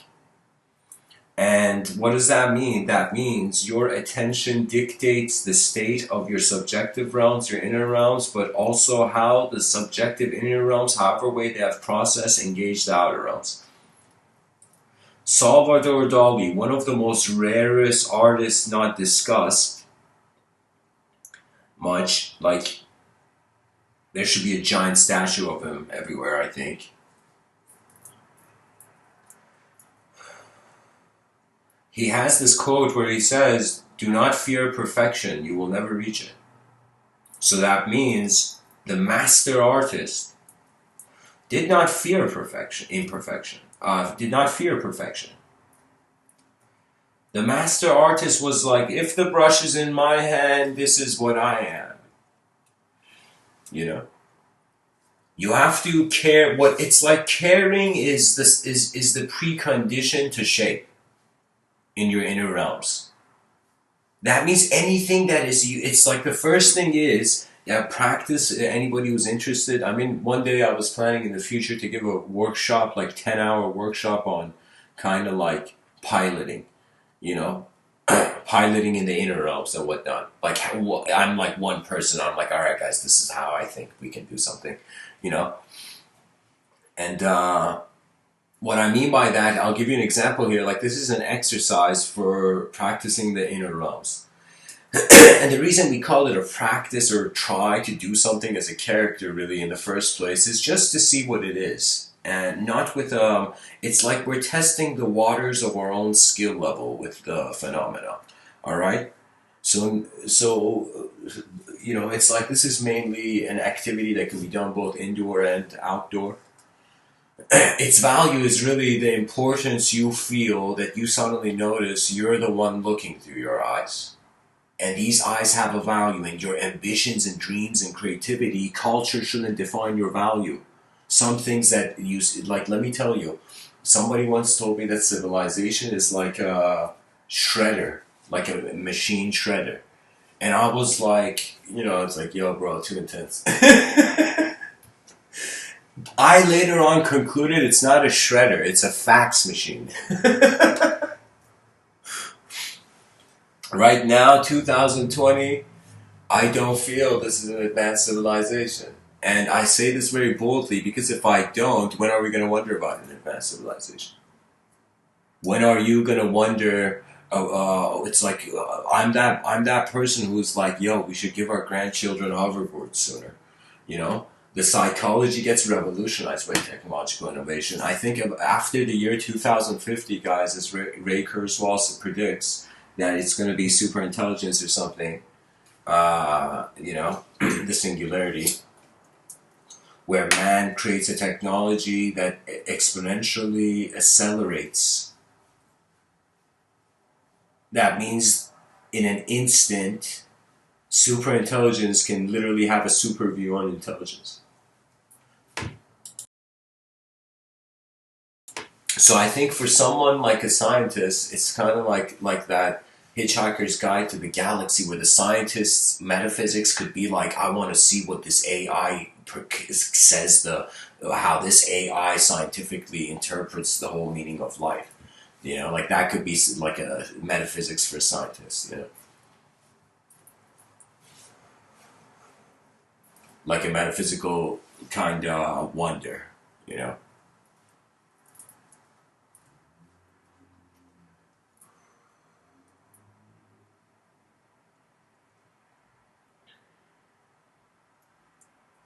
I don't know what the value of my eyes are ever, really.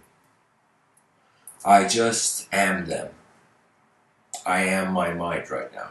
I think everybody who's existing, you are just the presence of your mind. Now, as you move in the moment, definitions, relationships, subjective simulations can arise.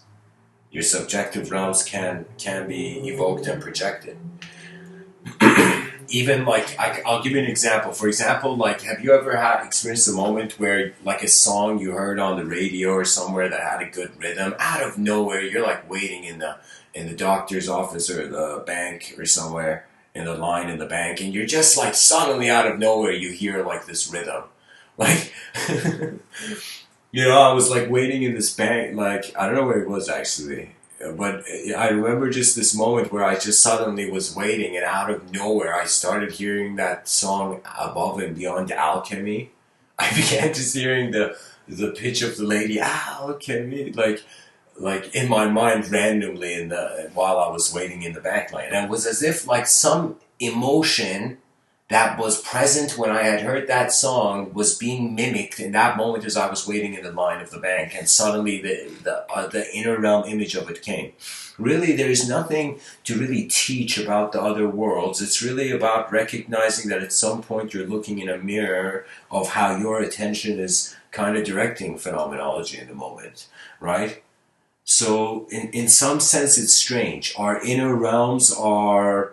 it's like it's nature's privacy policy. You can't see what I imagine unless I say it, or I'm not saying like telepathy is not like perhaps a natural thing. I'm just saying that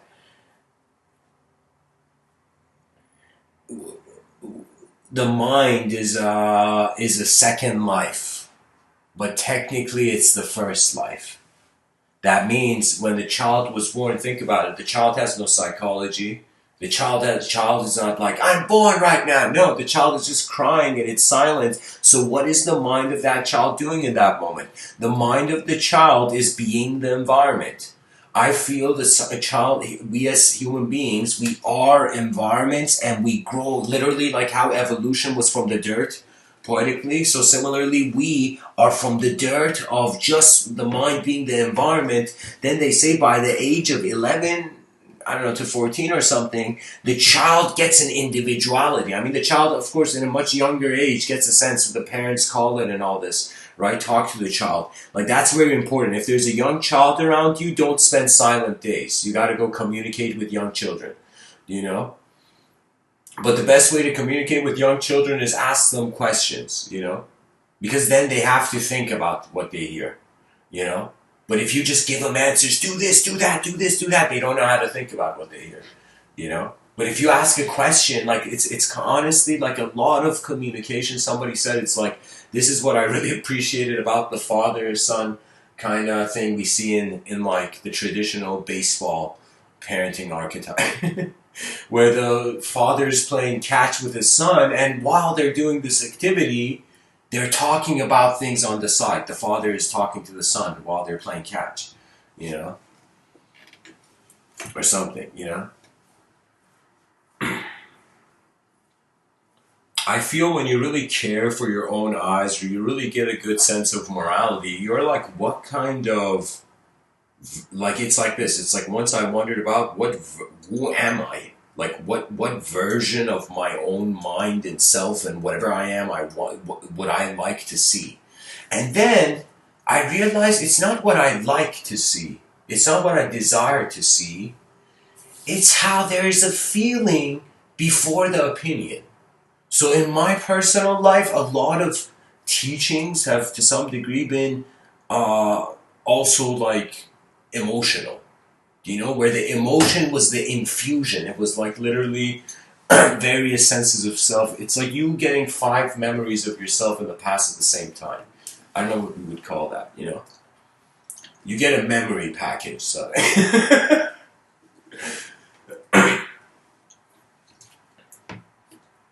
There was this story that I don't know, it was just a story that I remember hearing. The story was, it's back in the day, there's these kind of like sly businessmen, and they're like, yo, people of the town, like this is a long time ago, okay? So these merchants were like the first con men, maybe, you know, ever. One of them suddenly, one of these, there are 2 merchants, let's say, and one of them goes to the people and they're like, people, we're selling property, real estate in heaven. Come and buy. You never know, but we know. Come and buy. And people were like, holy shit, real estate in heaven. I'm like, and they're like, how much? And it was like priced like not like as less than a house or something. You know, people were like, yo, I'm going to buy it. I'm going to buy it. And everybody's like kind of buying this real estate on heaven and getting these pieces of paper that are like literally, you know, declares that it's their home in heaven. Then the guy goes there, and this person sees this as like, these guys are full of shit. And he goes and he says, why are you guys doing this? How can you sell heaven? How did you guys even find a way to sell heaven? And, you know, he questions and he sees the void.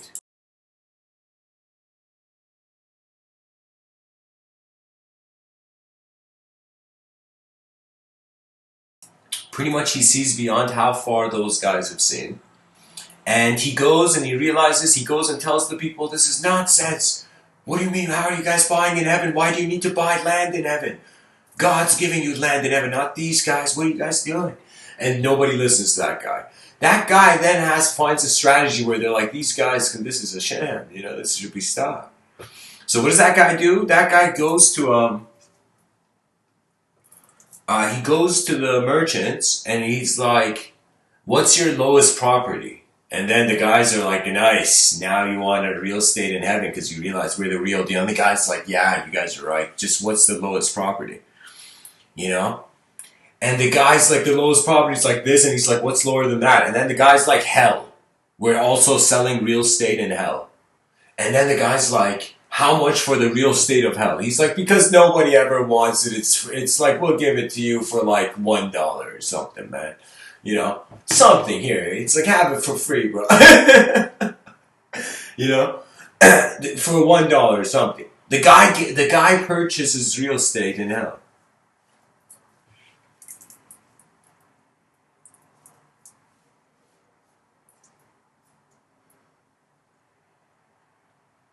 And the guy goes to the people, and one day the merchant's like, yo, new sale, high prices. The people are there, and this guy comes and he's like, hey, everybody, don't worry about buying land from this guy. You don't need to buy anything in heaven. And then everybody's like, why? Why? What do you mean, man?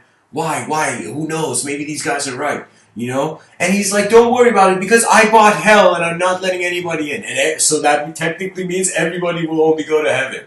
So nobody needed to buy the real estate in heaven because this guy closed the doors of hell. You know? Right? So it's like that kind of idea. You know, that was kind of the story I tried to animate for you. So we also don't want inefficient decency. There could be the fool's decency too. The fool's decency could be blind pride.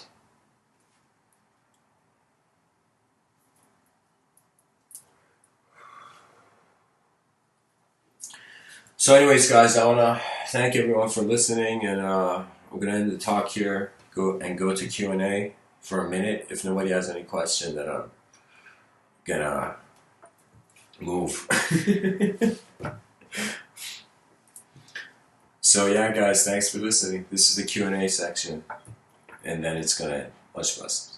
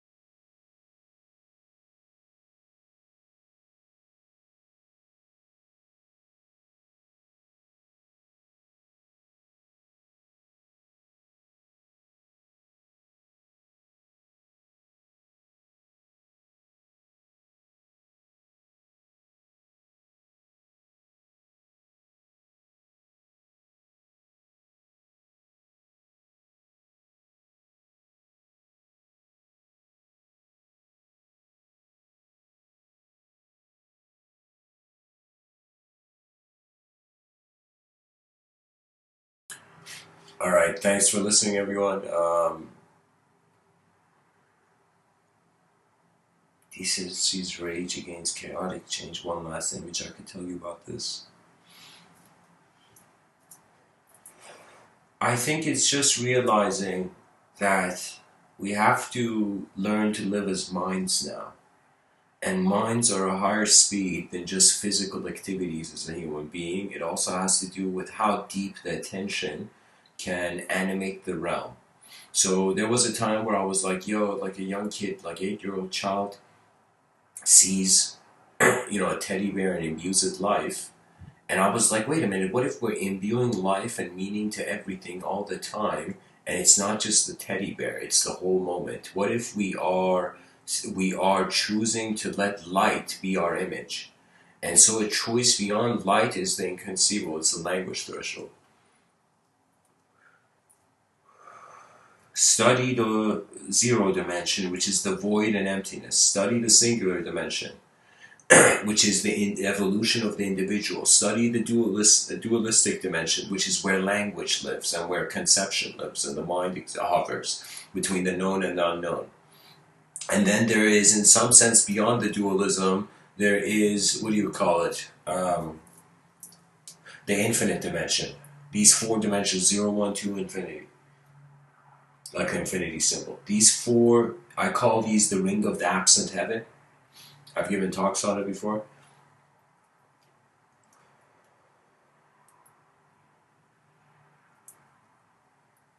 You confront these dimensions, your mind can pilot. When your mind can pilot, it accesses freedom. When you access freedom, you observe through space. When you observe through space, you evoke as action. When you evoke as action, now you trust the action because you began from its complete emptiness. Do you see? The thing is that we suddenly awaken into our individual consciousness as children, like in humans evolutionary psychology, we awaken to our individualism.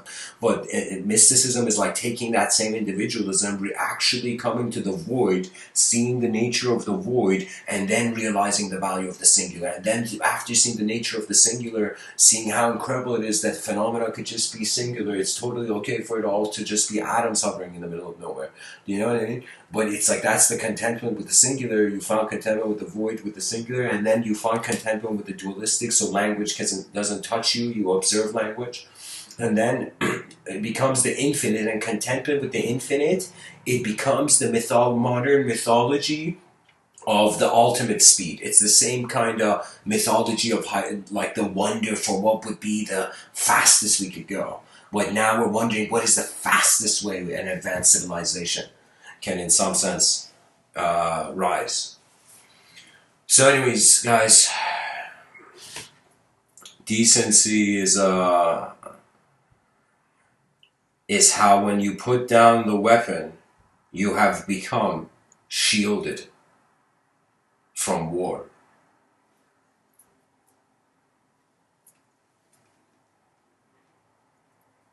Your mind is a sword and shield. I know nowadays people just like at most you have a pen. I always have a pen with me. It's like, I was like, alright, back in the day people had swords on their...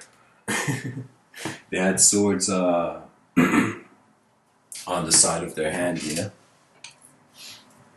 Sorry, not on the side of their hand. Like on their belt, you know? Now we have pens. And phones, you know? Like, I could totally see in the future, like, phones becoming weapons, guys, no? The person's phone is also a lightsaber. You're like, you didn't think that, buddy.